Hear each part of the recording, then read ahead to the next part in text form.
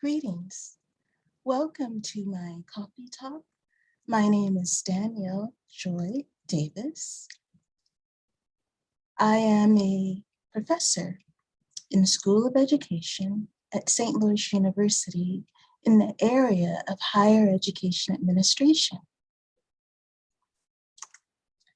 And my coffee talk today is entitled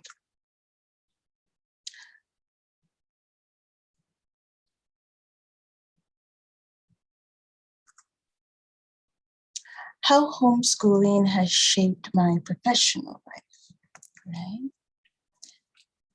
In essence, while the bulk of my experiences have been in private schools and occasionally public schools, there were periods of my youth where my parents actually homeschooled me. And this was during middle school and high school. And what I wanted to share today was how elements of that homeschooling experiment actually followed me in positive ways that still impact my professional life and has enriched my professional life, right? So there are a variety of things that have emerged when I reflected upon my homeschooling experiences. And in terms what emerged, I made into a model, which I called the BREATHE model, all right? And BREATHE stands for the following: be present and attentive to life, review low-hanging fruit, energy will guide you, accumulative work, think outside the box, honor yourself and your story, evaluate your progress, purpose, and goals.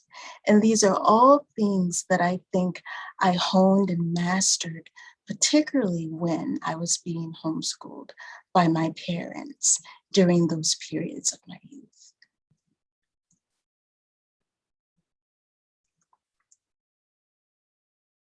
So I'm going to just simply go through each of those elements of the model and apply them to my professional life. The first, be present and attentive to life. In essence, what I mean by that is my practice of daily noting and writing down my own burst of creativity and then acting upon those thoughts to consistently improve my work. Those are things that I do now. But I actually particularly did that also as a homeschooler. You know, my parents allowed me to basically focus on what interested me and to go with that. And that included my burst of creativity, right? And in essence, I bring that to my work today. You know, I'm always thinking in creative ways, and if I get an insight, I write it down, and then I go back to it and hone it. And it's just a daily process that I think enriches my work and actually makes my writing, my teaching, and the way I interact with others more interesting. All right. Next, review low-hanging fruit. In essence, the resourcefulness of homemade homeschool games created by my mom has led to my own continued productivity when molding opportunities for myself and others professionally. All right. And I think that, you know, in terms of reviewing low-hanging fruit, I'm always thinking outside the box in terms of what makes sense for me professionally, but not just me. You know, what are ways that I can involve the community and create opportunities for others too? An example of this is how in the past and even currently, I have often included children in my professional presentations.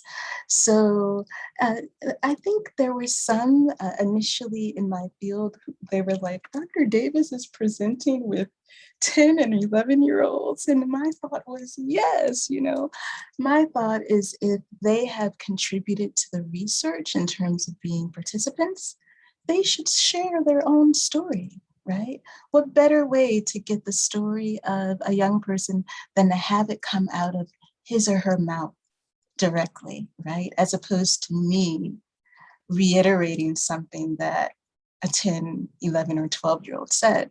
I would rather that 10, 11, or 12-year-old be there with me to share with the adults in the field their experiences with learning. So that's just my experience and the way that I have been resourceful and provided opportunities for others in creative ways. Next is energy will guide you. Now, my parents were very gentle with me, and now that I reflect back, I clearly see that they very much trusted me as a learner. They trusted that even though I was 12 years old, that I would be focused and that by the deadline, I would produce a product. And I did, so I proved them right. But in essence, upon reflection, I realized that that requires trust of them as parents, right? And they always assumed I was doing my best in any given experience. And now, just the same way that they were gentle with me, right now, even as a professional and as an adult, I'm gentle with myself. And one way that I'm gentle with myself is if I don't like something in terms of what I have to do for work, I either simply decline, pleasantly decline, and say, no, I cannot do this task at this time, or I will simply change it to make that task more interesting or meaningful to me, right? So, in essence, to give you an example of this, there are many elements of being a faculty member, right? When you're a professor, you have your teaching, you have your research, and you have your service. And I must say, there's certain elements of that work that I prefer more than others. My least favorite part, clearly, is committee work. Being on a committee, sitting in a space, uh, uh, particularly some committees, sitting in a space for longer than an hour in situations where I think, I don't know if we're really making great progress here. So in situations like that, when I'm not happy with the committee work that I have to do, I just simply change it up. And the way that I usually change it up is I simply make elements of that work fit my personality and fit what I love to do. So to give you an example, I enjoy writing, all right? So there have been committees where in essence, I thought to myself, I have to do something to make this committee more interesting to me, right? And the way that I did it was I simply came to a committee meeting and I proposed to the members of the committee, I said, guess what? I have an idea. How about we figure out a creative way to turn our committee work into a book chapter or into a journal article, or even, whoa, what if we make our committee work into an entire book, right? And I will say that 99.9% of the time when I do this, generally the other committee members have been on board. And in essence, I have transformed that committee work into something, and particularly my contribution to the committee, to something that I enjoy doing and into something that others can follow and benefit from, right? So that's one example of how I simply transform the work I'm not happy with into something I'm happy with. All right, next is accumulative work. Similar to homeschooling, I continue to work in multiple small chunks of time each day, just like I did when I was homeschooling, just like I did when I was a middle school student or high school student. That's the way I work. In essence, when my parents homeschooled me, it was never sit down at this table for 8 hours and do X, Y, and Z. It was never like that. I always had goals for that day. And then in essence, I met those goals in chunks of time. Maybe it was 30-minute chunks of time throughout the day, meeting a given goal, or even in many cases, it was more than one goal to complete throughout the day. That has not changed. I still, in essence, work in chunks of time for everything I do. Whether it's preparing for a class, I prepare for the class that I'm teaching in chunks of time.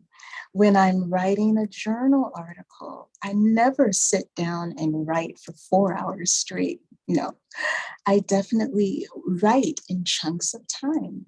They may be chunks of an hour at a time, an hour break, and another hour, then a break, right? So this is just the way I work. And I think it suits me well because, again, it reminds me of that homeschooling experience where I was free to work wherever the energy guided me. And that gets back to the one that we just mentioned before, right? And that reminds me of the tortoise and the hare, right? I think that if there was a tortoise and a hare, I would be the tortoise. But guess what? The tortoise won the race, right? With slow, steady work. So that's another thing, that even if, sometimes work schedules may not be the traditional full 8 hours straight with no break, still plenty of productivity can be done with varied types of work styles. And I think that I'm a very good example of how having a different type of work style yields productivity for me, and it has for many years, all right? Next, think outside the box, okay? So again, I had project-centered, child-directed homeschooling when I was young, and this has led me to continuously ask the following questions, even in my professional life today. What can I do to make any given task that I'm doing in my work joyful and meaningful, right? I always ask that because I'm always trying to make work uh, pleasant for myself, meaningful for myself. And sometimes it involves doing some mental gymnastics on my part, but I always succeed. All right. And how can I make the work that I'm doing suit me as a person, personally, individually? And again, that requires creativity, but then I enjoy the creative process. And generally, I'm always able to apply any type of work that's given to me and complete it and be productive in terms of completing it in a timely manner in a way that resonates with me. Okay. All right. Next, honoring yourself and your story. One thing that I learned is over the years, and this started even when I was a homeschool youth, is the importance of honoring the family, my culture, and myself throughout the process, right? And I've even demonstrated this in my professional career in that there have been pieces in terms of some of the journal articles that I've written where I collaborated with my mother. I've collaborated with one of my aunts. I've collaborated with my brother and my son on journal articles and book chapters, all right? So this is a way that I have been able to honor my own experiences, honor the experiences of my family members. And generally, when we do that through an autoethnographic method, all right? Finally, evaluate your progress, purpose, and goals, all right? I have a daily and weekly review of professional and personal goals that I typically develop. I typically develop it first monthly, then weekly, And then day by day, I make sure that I'm on track in terms of reaching those overall goals. And actually, one book that I absolutely love is the book called The 12-Week Year. And I was introduced to this about almost a year ago. And I love it because just like the subtitle says, using the book, The 12-Week Year, it helps you stay very focused on your goals, both professional and professionally. And I love the subtitle. The subtitle is Get More Done in 12 Weeks Than Other People Do in a Year. I love it. And I think they're right because using the 12-week year has really increased my own productivity. I highly recommend it. I've actually even included elements of it in terms of helping my 12-year-old son stay on track with his academic and personal goals. Yes. All right. This concludes my coffee talk. And I'm so happy that you have viewed this. And I want to say that if you have any questions whatsoever, feel free to contact me. My email address is just simply djdavis@slu.edu. djdavis@slu.edu. No spaces. God bless you all and enjoy your afternoon or evening. Thank you.